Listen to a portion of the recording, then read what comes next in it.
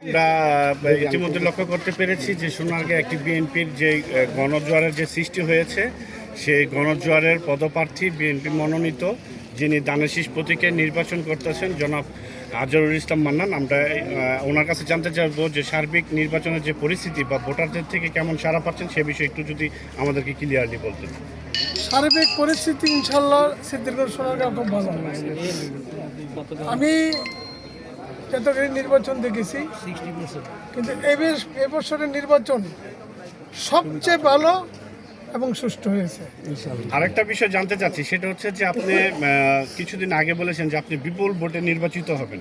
তো আমরা আজকে আপনার সেই কথার সাথে সহমত পোষণ করে যে সোনারগাঁর প্রত্যেকটি কেন্দ্রে আমরা গিয়েছি এবং দানেশীষের যে গণজোয়ার সেটা আমরা দেখতে পেরেছি যে ব্যাপক আপনার পক্ষে সাপোর্টিংটা হচ্ছে। তো সেক্ষেত্রে আপনার কি মনে হয় যে আপনি কেমন ভোটে নির্বাচিত হতে পারেন?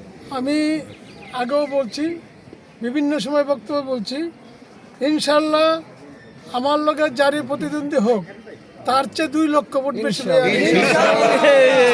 ওকে, ধন্যবাদ।